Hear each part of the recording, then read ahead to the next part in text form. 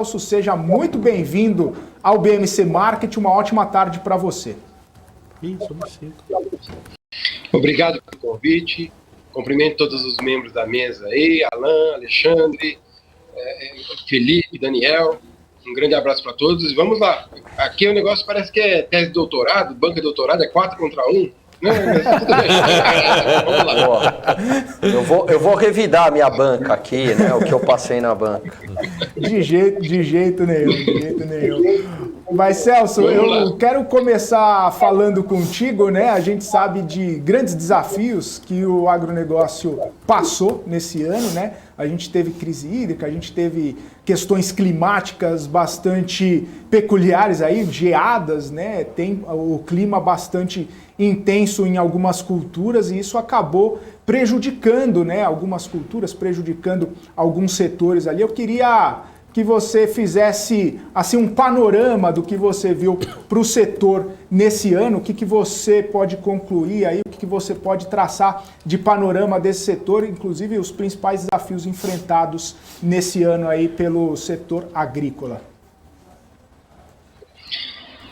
Veja, de fato, os distúrbios climáticos pautaram a evolução desse nosso ano agrícola. Eu diria que a cultura mais afetada foi o milho safrinha.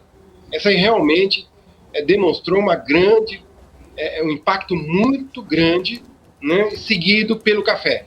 Acho que essas duas culturas são bem representativas do que aconteceu no nosso agronegócio. O milho safrinha, que deixou de ser safrinha, né, hoje nós deveríamos falar milho segunda safra, porque é a safra mais importante da cultura no país, e a lavoura de café, devido à sua tipicidade, né, está situada num cinturão favorável à ocorrência de geadas, mas que, de fato, o principal evento climático que trouxe prejuízos para as lavouras, tanto do milho safrinha como para a lavoura de café, foi a estiagem prolongada.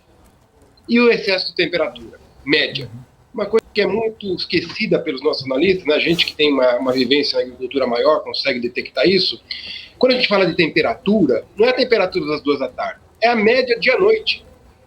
Essa média dia-noite, ela tem muita interferência no desenvolvimento das plantas, na questão do seu florescimento, na questão do seu enchimento de grãos, na questão da sua produtividade final.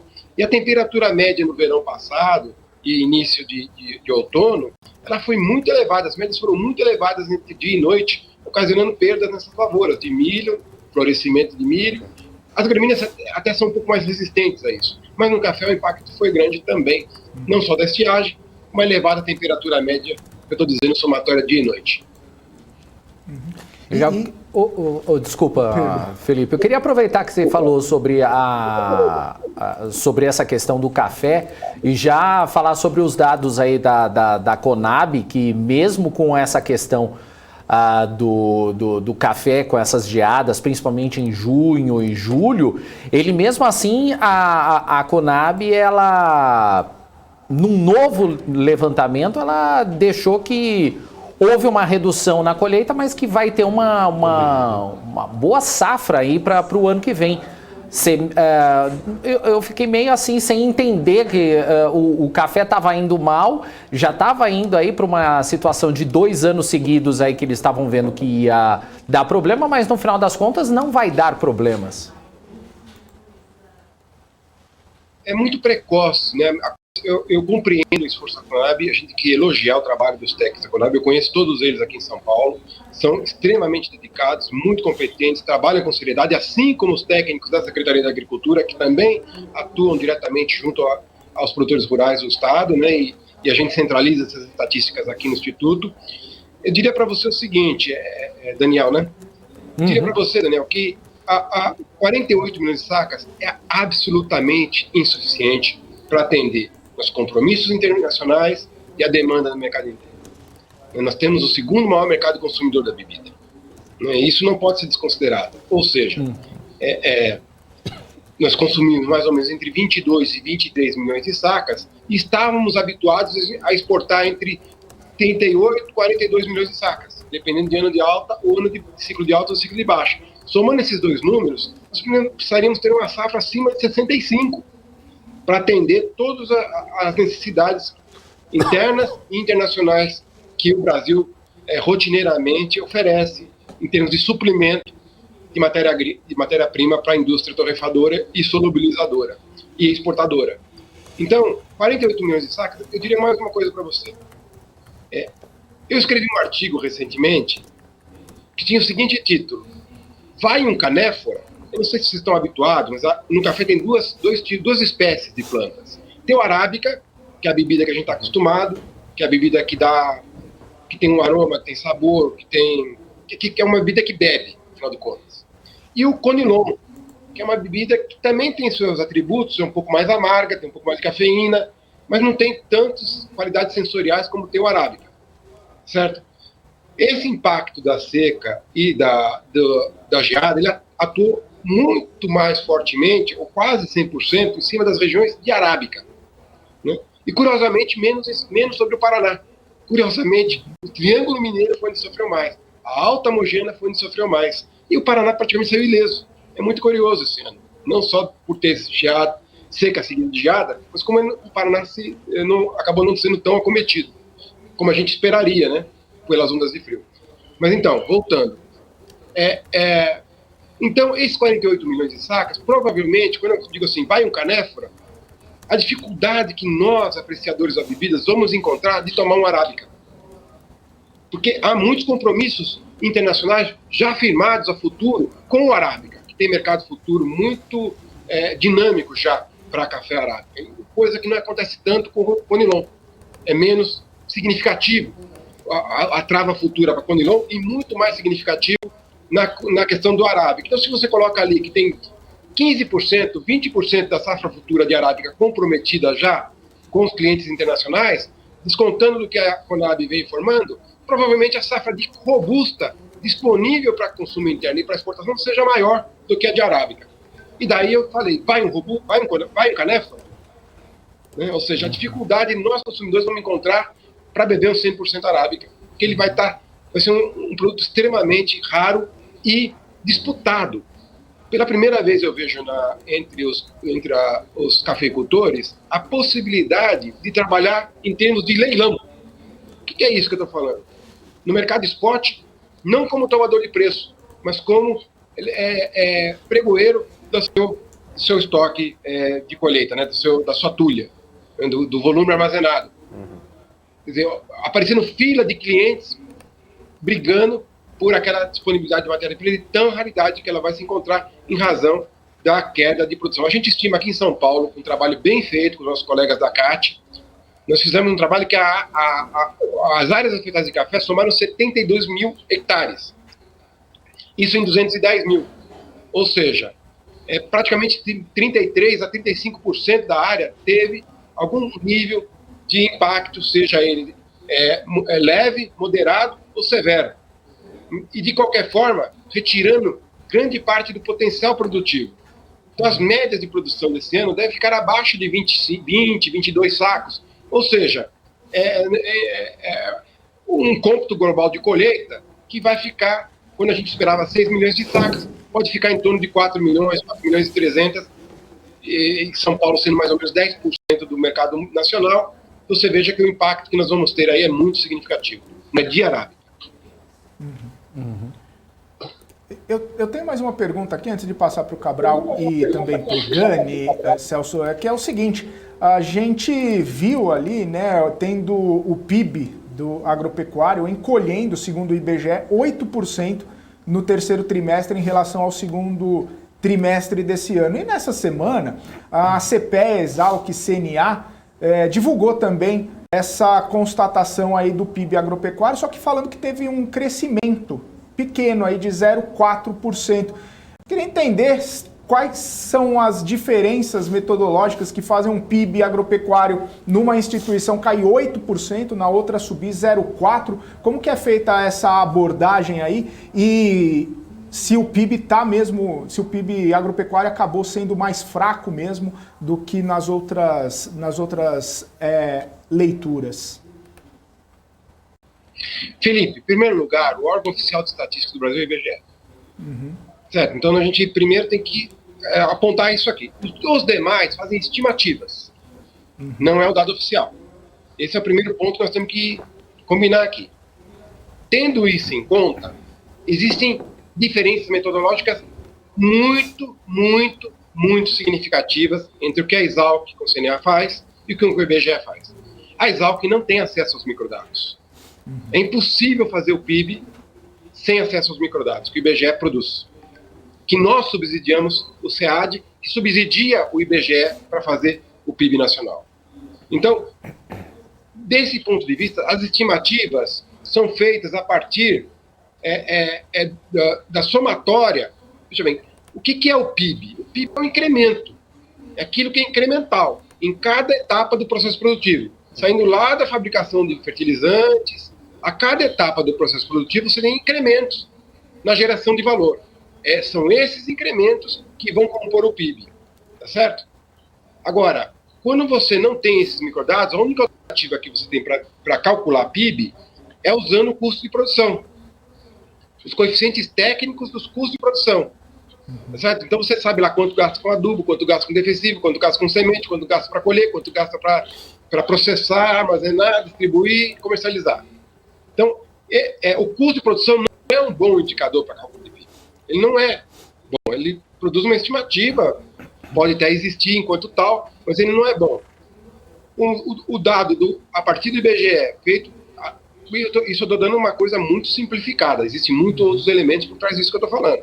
Tá? Tem outros ponderadores, além do valor incremental de cada etapa do processo produtivo. Tem outros ponderadores. Por exemplo, um caminhão frigorificado que leva leite, depois volta com carne, como é que ele entra no cálculo do PIB, do agronegócio? Né? Então, existem dilemas e existe necessidade de você adotar critérios muito objetivos para poder incorporar todas essas questões no cálculo do PIB. Então, de fato, eu fico muito mais ao lado do IBGE, mesmo porque, nesse último trimestre do ano, é um período de sazonalidade mínima das lavouras no país, né? Onde está tudo sendo plantado. Né? O incremento de valor ele ocorre na época da comercialização. É ali que o PIB se forma no agronegócio. Quando julho, agosto, setembro, é ali que o grosso do PIB está acontecendo ali, né? Quando as lavouras estão em comercialização. E não agora que estão em plantio. Então, sazonalmente, já é um momento de baixa no cálculo do PIB, esse último trimestre, o primeiro trimestre do ano que vem. No segundo trimestre, no terceiro trimestre, o PIB sazonalmente da agropecuária cresce. Agora, é bom firmar também um ponto aqui. As narrativas existem, todas elas. Todas as narrativas estão por aí, mas as que se baseiam em números precisam ser as prevalecentes. Nós tivemos, em 2017, o PIB da agropecuária subindo 13%. Não sei se vocês se lembram disso. Né? Em 2017. E o PIB do Brasil subiu 1%. Ou seja, a riqueza criada pelo negócio é absolutamente decisiva. Nunca vamos renegar isso, de forma alguma. São dólares que chegam no país, são dólares que fazem a economia, geram dinâmica econômica para os segmentos do agronegócio, que estimulam o investimento produtivo com modernização dos processos, entretanto, continua não tendo capacidade de arrasto. Certo? Não tendo capacidade de arrasto. Então, é importante, não tiro nenhum mérito, nós temos que querer fazer a agricultura cada vez mais desenvolvida e atendendo a demanda global. Entretanto, não podemos esperar grandes saltos no PIB do país exclusivamente pelos saltos que a gente observa no negócio, porque há essa dificuldade de arrasto. Vamos lá, então. Não há uma Cabral, vocês têm pergunta? É muito baixo. Boa tarde, Celso. Um prazer falar contigo. O dólar alto para o agronegócio, ele acaba sendo um vilão ou ele acaba beneficiando? Ele ajuda mais nas exportações ou acaba prejudicando as importações, dado que é um setor que usa muita tecnologia, muitos insumos, enfim? Olha, realmente aqui você está num dilema de Sofia. Né? Você está estabelecendo um dilema de Sofia. Por quê? No curto prazo é muito bom, porque, por exemplo, a safra foi plantada, né, com um patamar de câmbio e é colhida num outro bem diferenciado, né, onde acaba tendo uma relação de troca favorável para a agricultura. Isso é muito interessante, vale a pena. Mas, no momento seguinte, todo o resto dos elementos que compõem aquele sistema de produção acabam também sendo contaminados por essa majoração do dólar. Então, no momento seguinte, isso praticamente se neutraliza, né? E se vem, de algum modo, um distúrbio climático como esse que nós enfrentamos, ele praticamente se anula. Por que se anula? Eu vou dar um exemplo. Vamos supor, hoje, para você produzir 1 hectare de café, você vai gastar mais ou menos 20 mil reais para fazer 1 hectare de café com alta tecnologia, certo? Se as condições climáticas me permitirem colher apenas 20 sacas, você veja que a rentabilidade não vai ser grande coisa, mesmo a R$ 1.500 a saca. Não vai ser grande coisa. Então, isso tudo, por quê? Porque os fertilizantes, por exemplo, subiram 4 vezes o preço, certo? Saíram de 1.500 para 4 mil reais, para 5 mil reais a tonelada. Então, tudo isso acaba gerando, numa etapa seguinte, um reequilíbrio. Agora, eu acho mais preocupante, acho que foi o Alan que me perguntou, né? Acho que o mais preocupante, Alan, é que a gente abre o guarda-chuva. Né? Com as commodities nesse patamar que se encontram, a competição, né, o estímulo aos concorrentes internacionais vai crescer muito. Então o Brasil pode perder a sua predominância como primeiro maior exportador, primeiro maior produtor, segundo maior, não sei o que, em determinadas cadeias, pode vir a sofrer uma concorrência mais acirrada de outros países, penso até na África, inclusive, decorrente dessa grande valorização que esses produtos têm sofrido em função da escalada do dólar, né, com o impacto do dólar, porque são produtos transacionados em bolsa, né, com cotações estabelecidas nessa moeda. Agora, um dado mais preocupante, que aí eu vou antecipar um cenário futuro para você, Alan, que eu não sei se você já trabalha com ele enquanto economista. Eu diria para você o seguinte: quando a moeda perde valor em função do processo inflacionário que todo o globo padece atualmente, há um derretimento do valor da moeda. E os bens de vida vão procurar refúgio patrimonial nas mercadorias. Então, eu percebo esse momento de escalada de cotações das commodities muito menos um fator decorrente da dolarização, da escalada do dólar, e muito mais da busca de refúgio patrimonial dos bens de vida que não querem ter moeda no seu tesouro, né, no seu tesouro privado, devido ao seu derretimento diante do processo inflacionário, e vão buscar refúgio nas mercadorias. E nesse contexto, o ouro aparece como a mais assim, que se destaca, mas os produtos agropecuários também. Então, esse ciclo de alta das commodities, ele não vai ser exclusivamente função de dólar, de mudanças climáticas, e qualquer outro fator, aumento do consumo na Ásia. Ele é especialmente função da busca de proteção patrimonial dos bens de vida. Maravilha. Deixa eu tirar uma dúvida. Eu amo um churrasco. É assim, uma das invenções da humanidade é um rodízio, aquele que você come e nem janta, sabe? Almoça tanto que não sobra para janta. Aí vem duas histórias para transformar numa pergunta só. A primeira delas, ontem, anteontem, a China tirou nosso embargo. Então estava suspenso desde 3 ou 4 de setembro, vamos voltar a exportar para a China. Nós temos meio que uma safra aí do boi até abril, maio. O que esperar para o boi agora para o verão e o que esperar após abril, maio, por favor? Bola de cristal sempre aparece em cena, né? A bola de cristal. Vamos lá.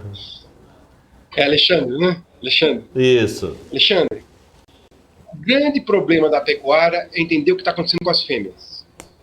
A partir do momento que você entende o que se passou com as fêmeas, você vai entender o ciclo pecuário.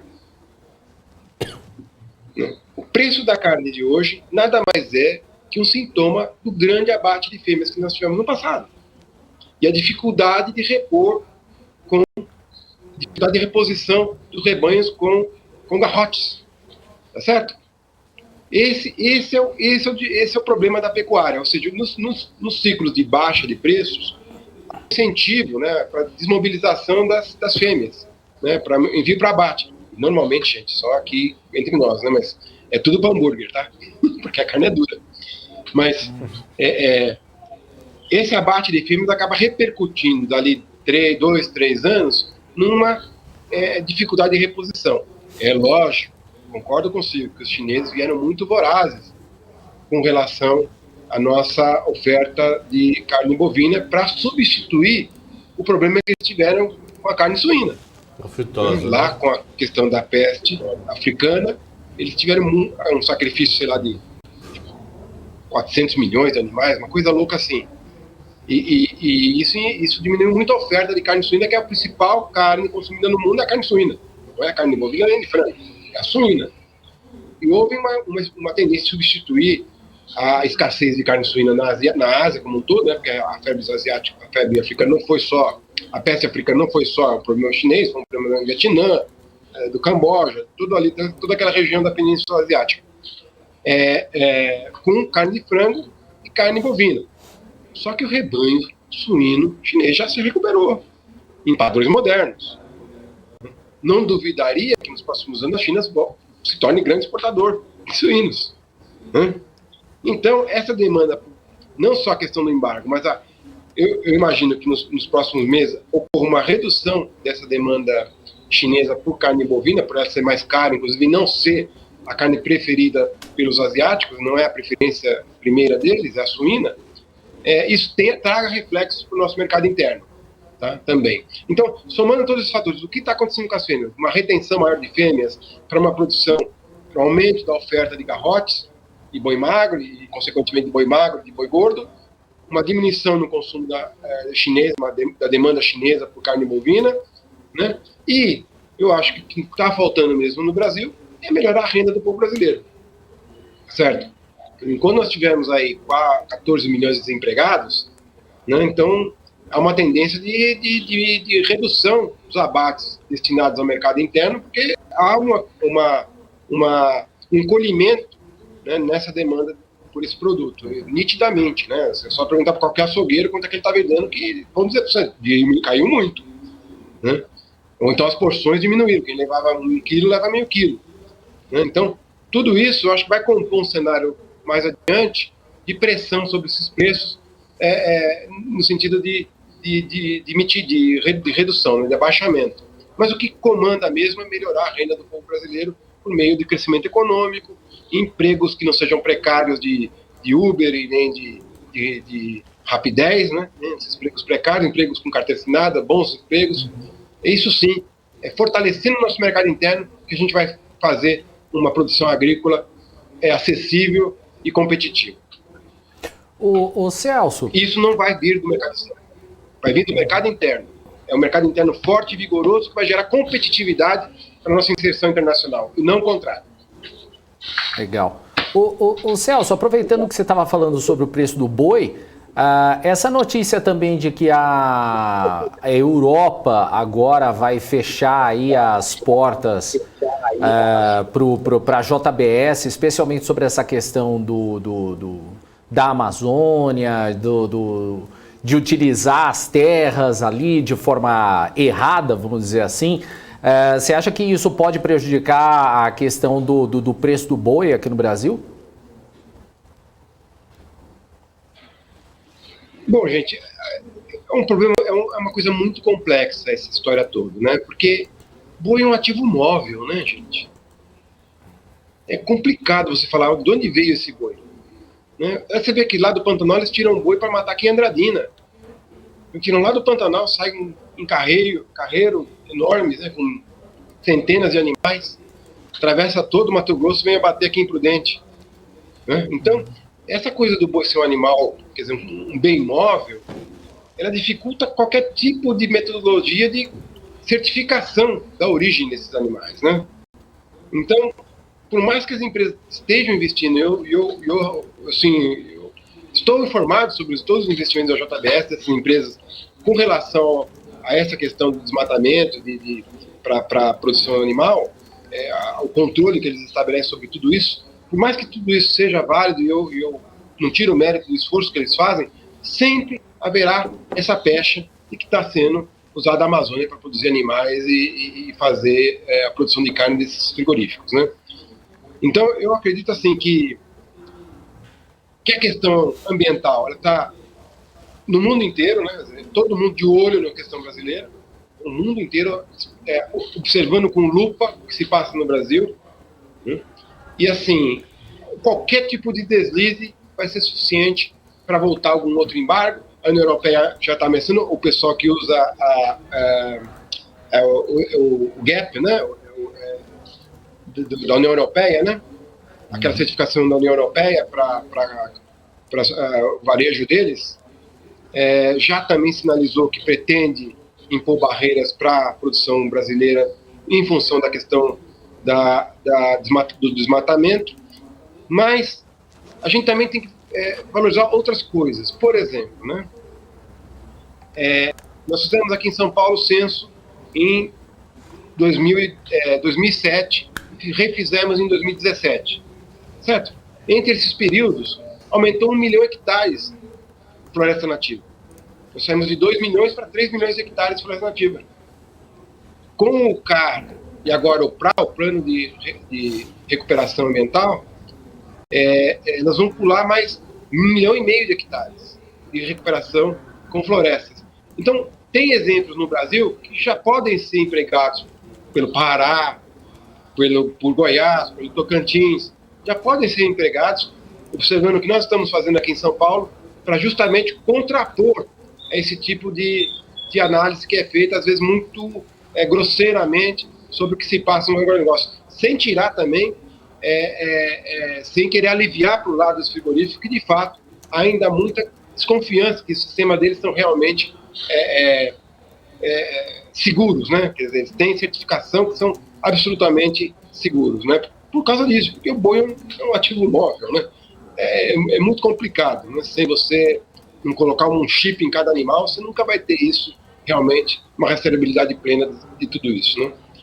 Então, assim, espero que a ESG, né, a ESG, realmente alcance de uma forma, como é uma coqueluche já internacional, se torne também uma coqueluche nas nossas agroindústrias, para que, de fato, o carimbo ESG mitigue um pouco essa pressão que vem do exterior em função do desmatamento, a pecha de desmatamento que hoje eles carregam, como incentivadores do desmatamento, né? Ô Celso, tem uma pergunta aqui do nosso chat, só para a gente encerrar. O Anderson Mendes fala o seguinte: esse ano a gente viu alguma sinalização aí de China fazendo negócios com os Estados Unidos, fechando parceria comercial com o agro, para o escoamento, inclusive, de grão de soja. O Brasil pode perder um parceiro ou pode ter algum tipo de redução na parceria? E aí eu complemento contigo para saber se talvez esse movimento aí como que impactaria na balança comercial aí, principalmente desses produtos agrícolas que são bastante fortes, né? Tem bastante peso na balança comercial do Brasil e inclusive aqui do estado de São Paulo.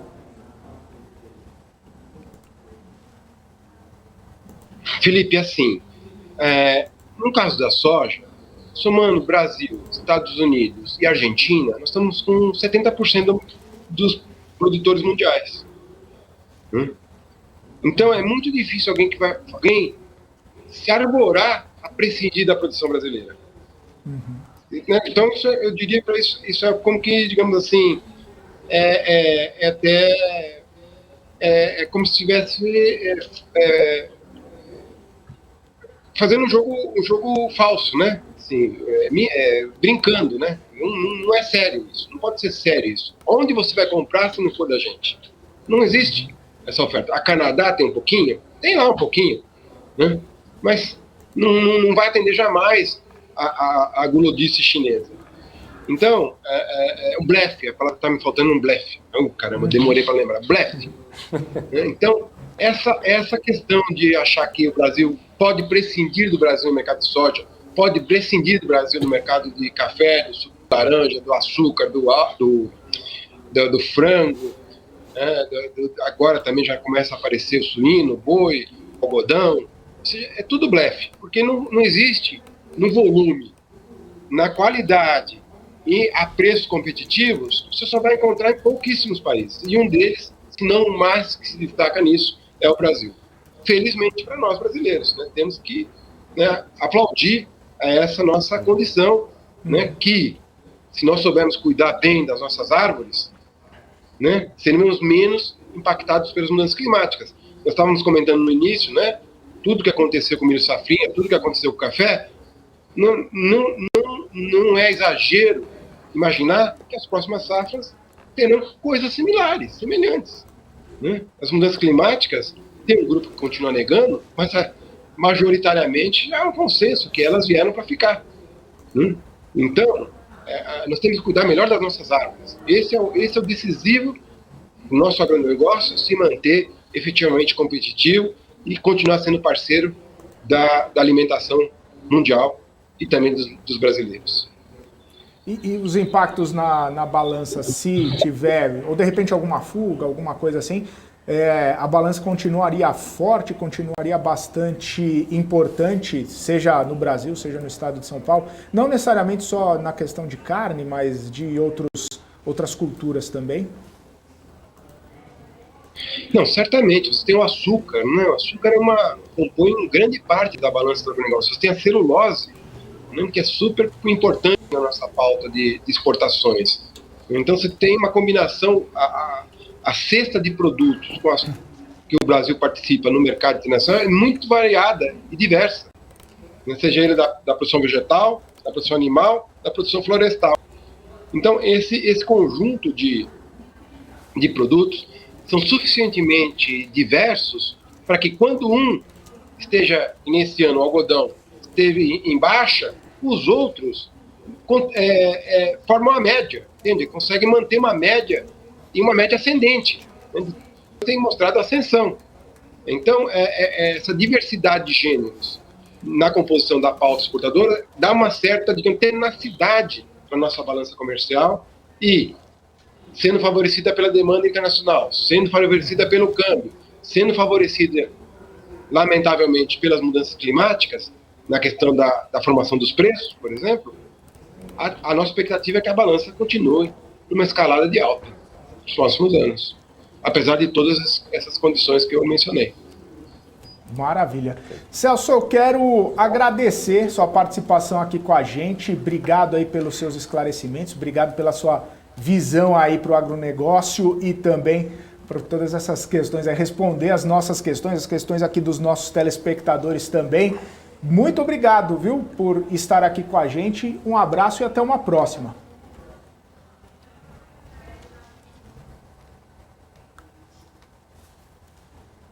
Se a banca de doutorado vai me dar 10 com louvor, como é que é esse negócio? Não, já passou. Nota A. Passou. Ganhou 3 estrelas aí no trabalho. No máximo de 3, claro, não de 5. Um abraço para todos, obrigado pelo convite, viu? Um abraço. Valeu. Obrigado pelo convite.